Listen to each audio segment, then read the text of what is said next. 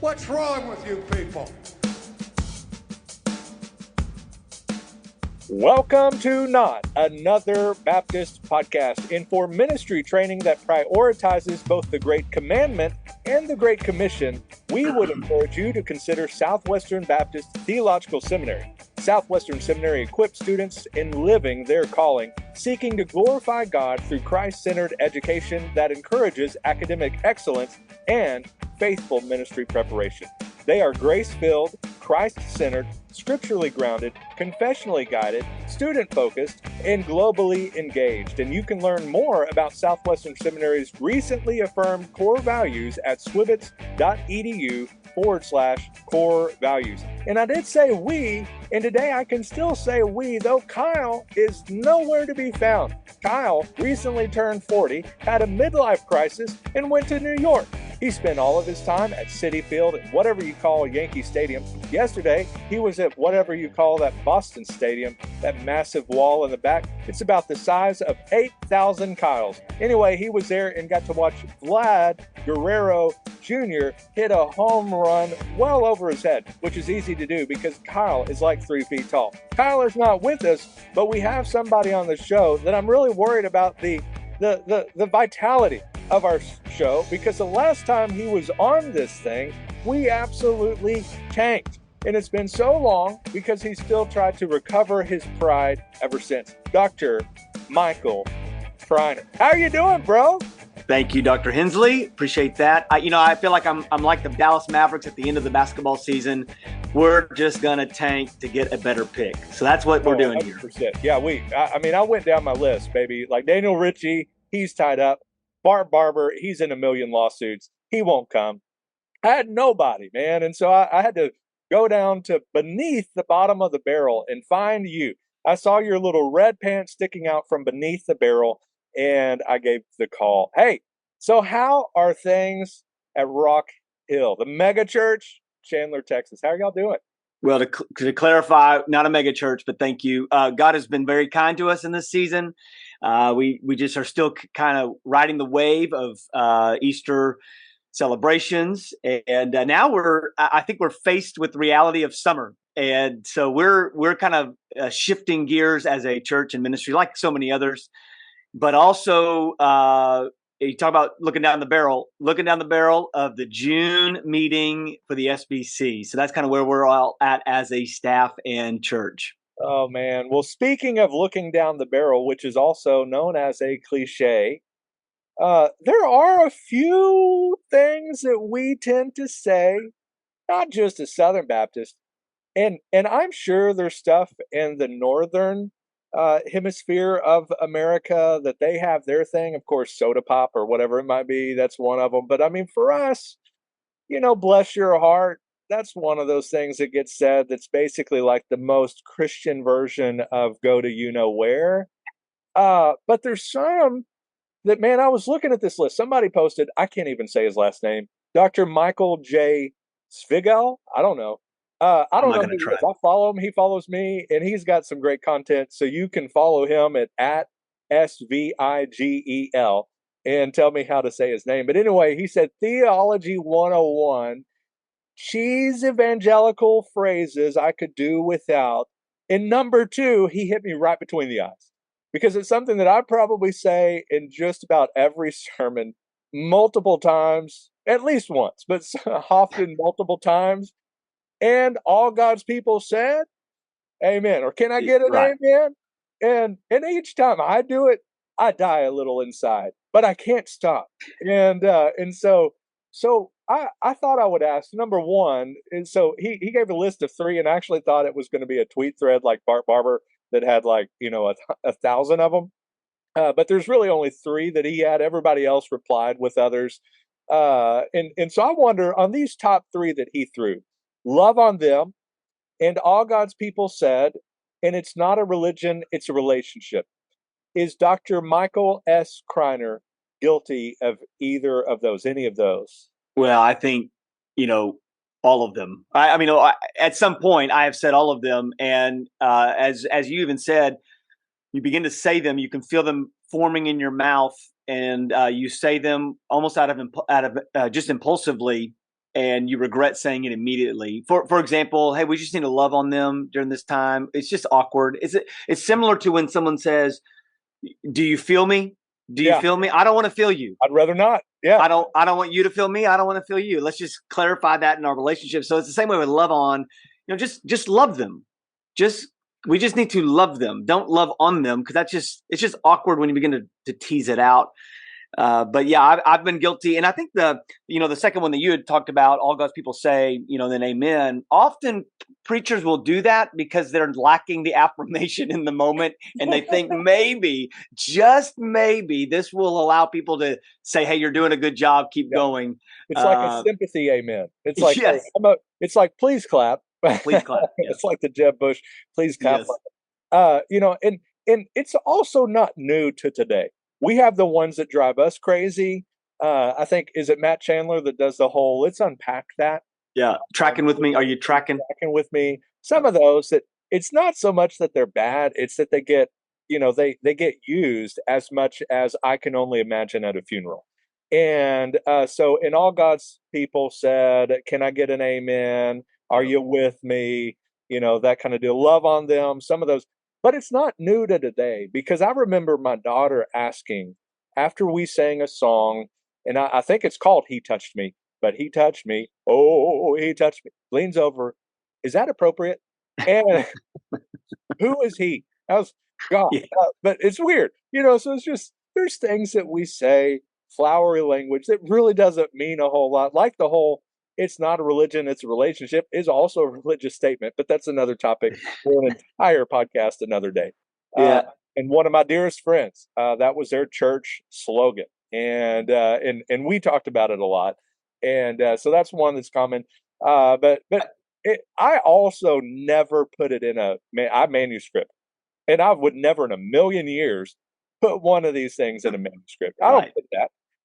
But it's something in the moment, like you said, like maybe it just feels a little dead, and you hit that main, like just the climax of your sermon, and there was nothing, and so you're like, are y'all with me? Yeah. Like, do you hear what I'm saying?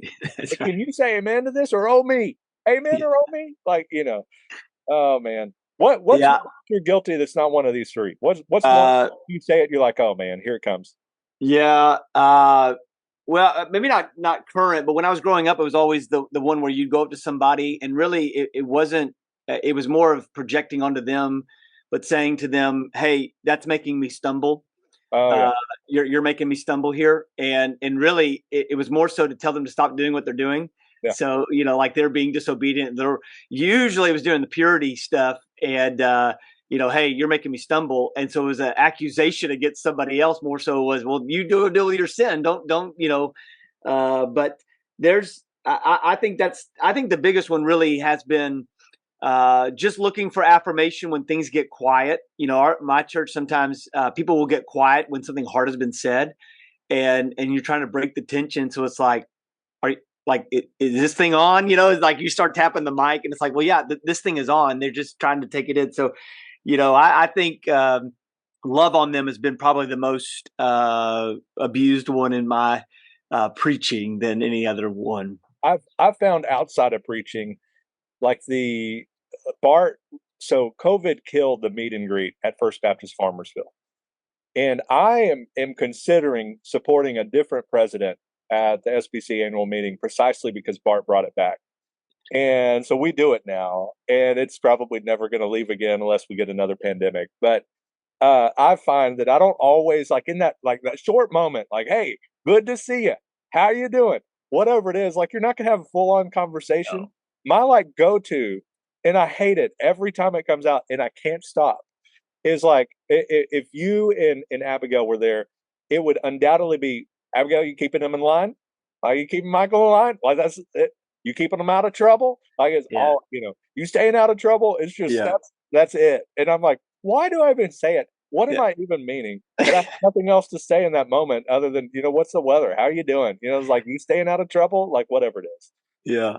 It's the same. It's the same when I'll see somebody or meet somebody. It's like, oh, we're friends with so-and-so. And I'm like, oh, you need to have better friends. Oh yeah. It's like, what does that even mean? Like, I'm their friend too. Like, what is wrong with me? It's so degrading, but it's just trying to break through the conversational awkward moments, or give a, side hug of fellowship, right hand of fellowship. It's just like, do whatever you need to do, we just high five. I don't care. Yeah, at Mayhill, I got into a routine of when somebody would join the church, we had the deal where they would stand down front, people would come by, and like I would say, shake their hand, hug their neck. And for a while, I just reversed it. I was like, shake their neck and hug their hand, and it just became funny. And then I just ran it into the ground like a good Baptist. And so, all right, don't say love on them. Choose something else. And let's not unpack that. Yeah. What we can unpack is our next topic. And speaking of awkward conversations, there's going to be some uncomfortable moments coming. 1 month away, probably about a month away from when this goes live. Really, it's going to go live tomorrow. We'll be gearing up, probably packing, getting, of course, Michael has to pack a little more carefully than I do. I'm known for taking the wrong color boots and so forth. But Michael, Abigail probably lines out his clothes for him. But anyway, planning for our trip to New Orleans. It's going to be hot. It's going to be humid, and it's going to be some awkwardness along the way. But that just has me wondering. I'm Southern Baptist. I was just on a podcast, Doctrine and Devotion. I'll actually put that in the show notes because we're going to kind of hone in on some stuff that we talked about denominational involvement amidst all the exhaustion and frustration that sometimes that causes. And so I want to pose a question to you, kind of like the old trade, TV show for stock trading. Are you buying or selling the SBC? Yeah, that's a great question, and it's a simple question, buy or sell. Anytime I can have confidence in the net return on an investment, I'm going to buy it every time. And I reflect, for me, so to answer the question, and then I'll give commentary on why. So I'm buying the SBC, and here's why.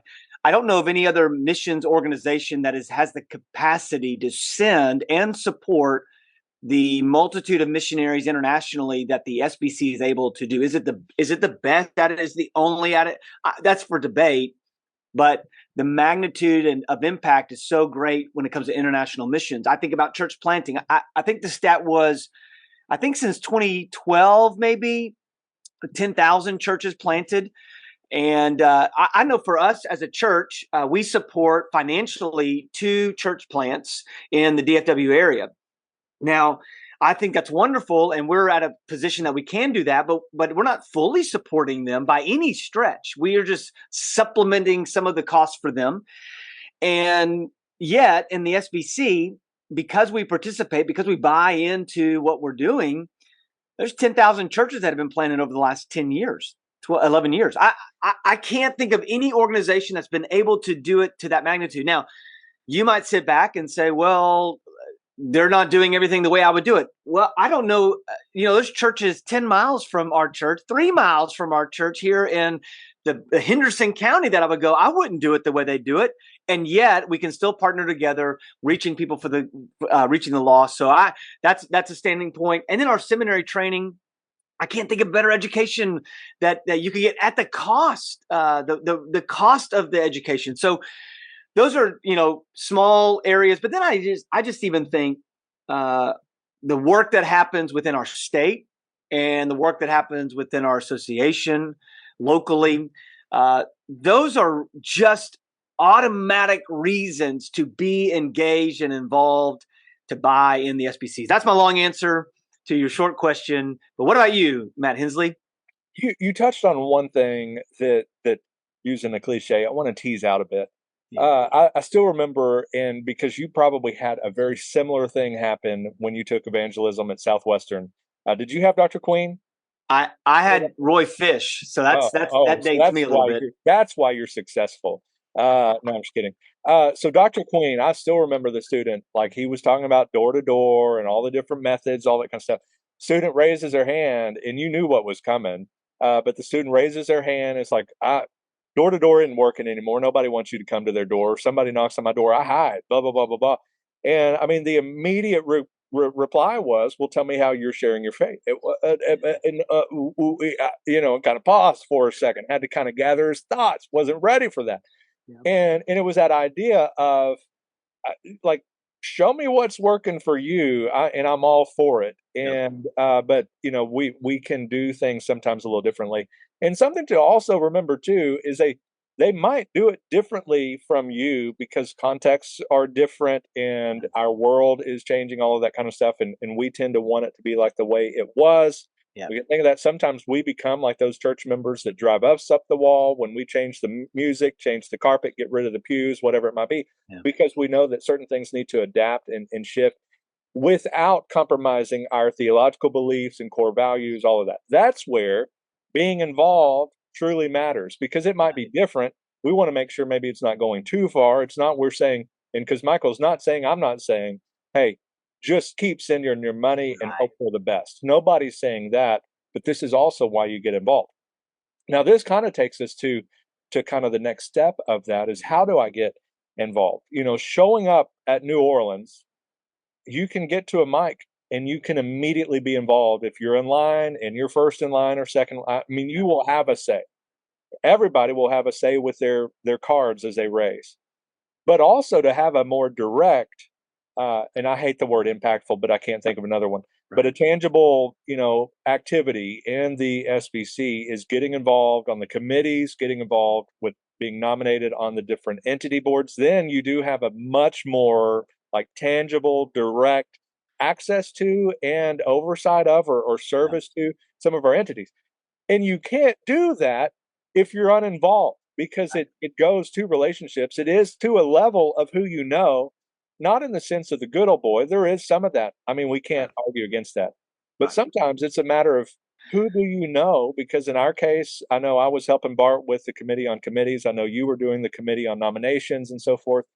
That we had to reach out on the committee on committees to find, 47, 48 different territories or states, 2 people from each one.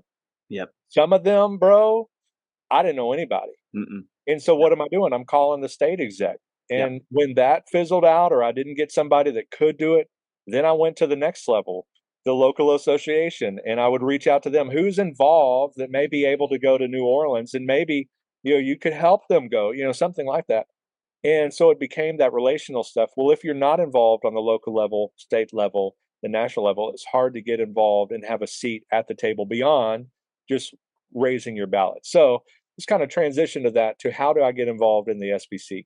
What's yours isn't, I can't remember what your association is. It Twin Lakes or something? What's your Dogwood Association? Yeah. Ours is Collin Baptist Association.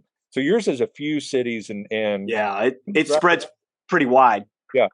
And so it's spread out. You've got an associational missionary that does his best with y'all's context, is trying to learn it, get y'all to work together to do certain things locally where Rock Hill can participate with blank. This ministry that matters to me, that I can work with this church across the street and we can make a difference here with ours. There's a lot of homeless. There's a major push of the diaspora here in our area, where we're reaching out to Islamic folks and Asian American, all that kind of stuff, where we're trying to transition some retired IMB missionaries to help us reach them that were going to those countries. Well, those countries are now here. So y'all help us lead the way in planting some churches, all of that, so they can get involved on a local level. So step one is that earliest, easiest, like low-hanging fruit involvement level is the local association. Yeah. Your church may be far from one. Yours, if you're in Collin County, you're close to one. But obviously people are spread out. I don't know every association in the country. And yours might not be doing a whole lot. And you may be kind of frustrated by it. Well, the first step, get involved. Yeah. Yeah, no, I agree. And just to, use a cliche that I heard in seminary that was more tongue in cheek was, it's not the grades you make, but the hands you shake. And really the emphasis there is on relationships. So how do you get involved in like the SBC, like the national level? Well, it does start locally. You've got to start meeting people along the way. So when I first became a senior pastor, I immediately got connected with our associational director. And from there, because of our affiliations statewide, I started going to these meetings. And because I had established relationships with pastors locally, we would then see each other at these statewide levels. And then that just opened up more relationships with other people. Now, that's why, you think about Peter. Peter, in large part, came to faith because Andrew brought him to Jesus. He said, "Hey, we found the anointed one. Come with me." So what happens in those relationships is that you are then introduced to other people. Your network really begins to expand, and God's networking is far greater than your own personal networking. But as my friend Clay Smith said one time, tweetership is not leadership. Yep. So if you think that you're gonna tweet and be involved on social media and that's gonna be where your influence is, that influence is superficial. But having relationships with people, talking to them, that's like when I started just showing up to annual meeting and I just would linger in the halls. I would go and talk to people. I think that's what happens with pastors sometimes. They don't feel like they're involved. They don't feel like they can be involved, but they're super insecure in just who they are. And so they won't actually talk to anybody. Well, the way that I've met people, I mean, I think you and I met at a swbts text-driven preaching conference thing. And You had your author table, baby. oh, well, there was that. But that nonetheless, that's how we got to know one another. And it was just through introducing ourselves, exchanging cell phone numbers, having conversations here and there. But I think guys want to be involved, but they don't actually take the steps of showing up and talking to other people. Yeah. I have said before that with some exceptions, because maybe geography, whatever it might be. So I know there's exceptions to this, but loneliness in ministry is often avoidable, and is sometimes even to a degree maybe even your fault. You should have a DOM, you should have area pastors that are reaching out to you, but it is still a two-way street. The same thing if you're just waiting for your wife to initiate X, Y, and Z date nights, whatever it is, it's not going to happen all the time. And so it is both and so one of the ways that simple ways to get involved. I realized that what I was about to say could have gone sideways really quick, so I fixed it with date night. But how do you get involved? Go to reach out to your DOM. Hey, I am new, to this church. I would love to meet with you, have lunch with you, hear how I can be involved. Because it's kind of like if you have a church member that's like, hey, I'd love to get to know you and hear how I can serve. Do you frown upon that? Or do you sell it finally? I've been begging people to sign up for the nursery for 10 years and nobody will. And now if they want to, teach Revelations with an S, you're like, oh man, here we go. But still, it will generally is going to excite the DOM, and he's going to be like, hey, well, we're about to start this church planting board. Would love for you to, have a seat on that and help us do that. We're going to start some revitalization stuff. I know your effort is revitalization there. Would love to help you and work with you there. They're going to know those things. He'll invite you to the executive board meetings or whatever meetings they have. The other thing that because maybe your state is a little bigger, that you might have a field rep. I know Texas had field reps that go out and they pursue pastors and try to meet them. And I mean, they have quotas. I mean, they're supposed to meet X number of pastors in a month, whatever it is. They do that, and they do that well in Texas. Other states may be different, but go to the website. Don't just wait for them to show up at your door because you may not be there. Number one. Number two, just go to the website and look at the calendar. With Texas, BGCT, SBTC, wherever you are, either in both, whatever. Both of them, I've checked recently because I'll share it on our associational stuff. Both of them have very up-to-date calendars. Sometimes with stuff that I'm like, man, my people don't need to know about that. Sometimes, hey, I need to make sure that this, it'll come to mind, I know this pastor needs to know this is happening. I know with Texas, SBTC has the pastors and wives retreat where you can go, you and your wife need it, but you will also be sitting around the table with other pastors and wives that are in the trenches. They have their annual meeting, of course, that you can be involved in. But Texas, of course, both conventions will have evangelism conferences and so forth. There's all of these other things that yes, you're busy. We're all busy. But if you also find yourself busy and a little lonely, uh, carve out some time to Yeah. maybe not the full conference, but go for a while and just like you said, linger for a bit. Yeah. Maybe you don't feel like you need the sermon in that moment.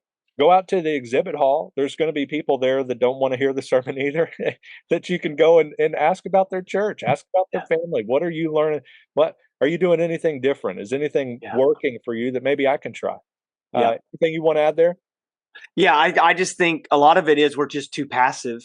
We're passive in a lot of areas. And really, if we want to get theological, that comes from the garden. Adam's passivity led to a lot of the issues we have today. But however, I just think as pastors, sometimes we're waiting on somebody to step up and volunteer. We're waiting on somebody to call us to be, to go to coffee. We're waiting. We're always on this passive mode when we really could take some initiative and simply make the phone call.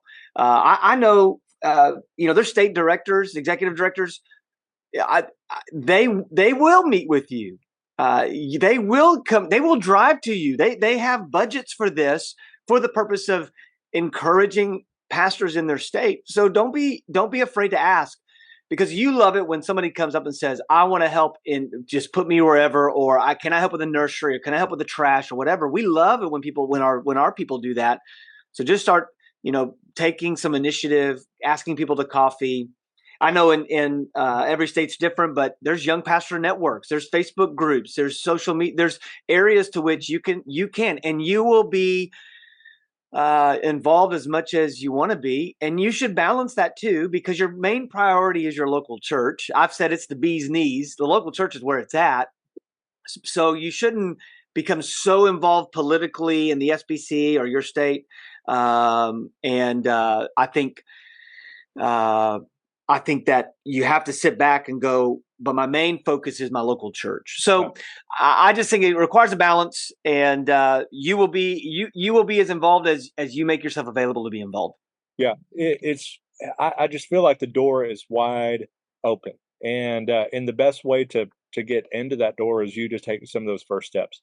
Yep. I'm grateful. I know, and I could say this for both conventions here. When I came to my role as AMS, and I know it's a strategic partnership and all of that kind of stuff, but I really sincerely believe it would have been the same if I was at First Baptist Church Timbuktu. But I got a call from Nathan, and got a call from, at the time, it was David Hartage, who was the executive director of Texas Baptist, or BGCT. Just, hey, I want to welcome you to Texas. I know this is home for you anyway. You kind of know what we do, all that kind of stuff, but would love to get together for a cup of coffee, lunch, whatever it was. And then we did it. And then I would get occasional calls from them. And I still remember one where Nathan called, and I'll call him out. Nathan called on a day that Matt wasn't having a good day. He said, "How you doing, man?" I said, "Ask me yesterday, different answer. Ask me today, we don't have enough time." He said, "Well, I have time for lunch." And we got together for lunch. And he listened and, shepherded me through that.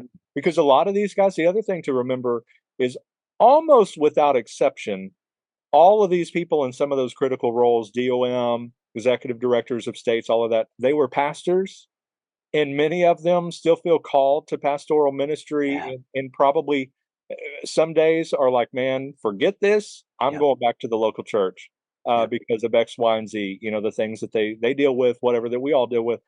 And so sometimes they long for that because it's like a pastoral touch, and they can shepherd you and help you and equip you and all of that. And so it's a great thing for them, obviously a great thing for you. And so step one, go, show up. I think our people at the SBC this week say decisions are made by those who show up, those in the room. Like, you got to be there. So go, get involved on the local level. If it's not happening on the local level, get involved and say, "Hey, I'd really like us to see blank, whatever it may be, a pregnancy resource center. We realize in our town, like, teen pregnancies are rampant. We want to see a pregnancy resource center, and we can't do it ourselves. Is there any other churches that would partner with us?" And start there. And then maybe reach out to the state and be like, "Hey, this is what we're doing. We've got buy-in from this church to this church to this church. Could you help resource this a little bit?" And they probably will either come up with a way to help you or help you directly if they already have contacts. and then go to the national level. And you can have more involvement on the national level with entity boards and things like that by simply being known, not being known as a knucklehead, but being known as somebody that wants to be a part of the process and help the process, and not be a yes man, but somebody that is values what we can contribute towards together through the cooperative program, as you touched on, missionaries, church plants, 10,000. That's nothing to sneeze at. That's amazing. And we want that to continue. And it's not going to just happen naturally. It's not like the Big Bang, like it just keeps going. Like we have to be intentional about that. Caveat real quick, I don't believe in the Big Bang. It was just the only thing I could come up with an application there real quick, illustration. That's why I manuscript. I can avoid those kind of right. But it's something that's just not going to keep going on its own. We have to be intentional. Trustees keep going it. There's accountability that keeps going, all of that kind of stuff. But that doesn't happen when you're on the sidelines. And so one thing that helps me stay involved and stay engaged is I asked myself, what would I want from the members of my church? What would be a healthy church member? They give, they contribute, they're part of that. They attend regularly, and then they're involved. They serve. They're not just coming to receive. They're giving back to financially and with their time. And so take that same approach as a pastor. And, that's not only for pastors. We want to make that clear. You can't only serve and, SBC roles and all of that kind of stuff only if you're a pastor. It's not reserved for that. In fact, we were very intentional on committees at least, and I know you were too with the nominations, to not only get pastors. We got pastor wives, we got kids ministers, we got, denominational leaders, all that kind of stuff. So all of that is wide open. But think about it, if this is a pastor listening, I want to be as involved as what I expect from a healthy church member. And then strive for that in what you can do with the time that you have. Yeah. And so let me just give one last cliche that a friend, Spencer Plumley, always uses, and I go, that's not a real thing, but he keeps using it, wanting it to spread. So maybe this is how it can spread. But he'll say, let's double click on that. Let's double click on that. And I'm like, nobody says that, but he just committed to it, and I give him credit. But I just think about when I've had something happen in the SBC that I didn't necessarily like, just like in my local church. I'm so thankful that nobody just went online on Facebook and just blasted whatever we did as a church. I did. I'm just kidding. Well, yeah, that's true. Instead, they sent me an email, not angry, just said, can we meet? I'm confused about when you said this, or I'm confused about, help me understand this. And I think if that would happen even in our SBC life, I think we'd have a lot less division, because we'd say, you know what, before I tweeted this, I picked up the phone and said, help me understand whatever that is. Rather than saying, well, I'm going to defund the SBC, I'm going to pick up the phone and go, hey, there's these rumors or these accusations that this resolution is now defining everything that our convention does, whereas a resolution has never done that. Please, nobody double click on that. But the point is that I think if you just picked up the phone, built those relationships, I think a lot more would be solved. It's the same way in my local church. When a church member has a concern about something that was said or done, we meet with them, we explain, and they may still disagree with our decision, but at least we dealt with it face to face rather than throwing or lobbing a bomb online. Yeah, I am batting 1,000 when it comes to reaching out to an entity leader, even a state convention leader on any state that I've been a part of, and DOM, of reaching out with any issue and getting their take, getting their side. And like you said, sometimes agreeing, sometimes disagreeing, but ultimately seeing why they came to the decision that they did, or how they are going to address it or fix it. There's times where it was a significant issue and they were addressing it and had addressed it, but it was just already, it was running wild in social media, all of that kind of stuff. And so then, that probably would, in somebody like me, and I'm not saying that pridefully, but kind of like the noisy gong type deal. My feed is typically, it is, I've been called company man, bootlicker. I've had everything thrown at me. I'm going to celebrate what the SBC does. Yeah. I love what we do. I love what we accomplish together. And I'm always going to be that. If I get out there and say something to the level of an accusation or something that I disagree with or whatever, to a degree, it's going to carry a significant chunk of weight.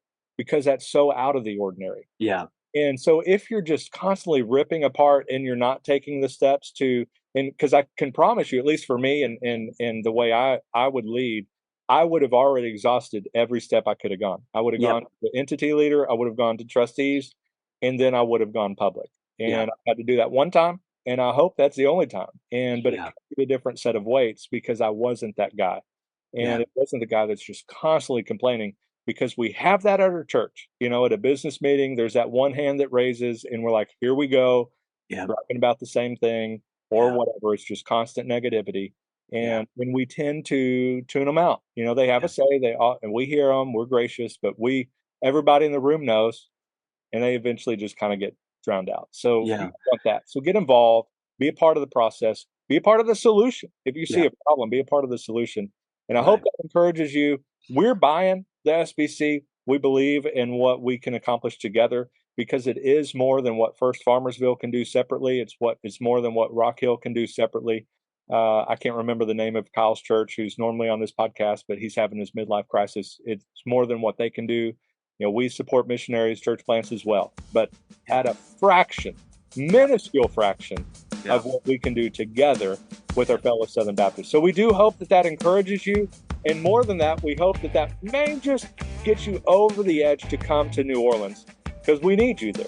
So come be a part of it. Even if you come as a guest just to watch it, bring some popcorn and just watch the show. I mean, it's going to be entertaining at times. I think I'm going to say something I shouldn't. So come to New Orleans, be a part of it, get involved in your local association, your state convention, and just think about it in terms of what would a healthy church member be? Maybe me as a pastor, as a leader of my church, leader of this area, how can I bring that to the local association, the state convention, the national convention? So, Michael, thank you for saving us yet again. I hope that this has at least 10 more listeners than the last one, but then that would make it 20. So thank you for coming on. Grateful for the work that God is doing in and through you and your wonderful family. You are an encouragement to me regularly. You listen to my gripes, and then you tell me to suck it up, and I appreciate that. And so thank you. I think I do the same sometimes for you, and so I'm grateful for you and your friendship. And how can people follow you on the Twitters? The Twitters, at Michael Criner. That's the best way. It's on the same on Facebook, Instagram, Twitter. It's all the same. And that's how they can follow. How many quote squares a week do you retweet from yourself? 0. Okay. All right. So you heard him here. If you see one, call him out. All right. Thank you for tuning in. And until next time, may your coffee be as black as Kyle's heart and as bold as the gospel you declare. What's wrong with you people?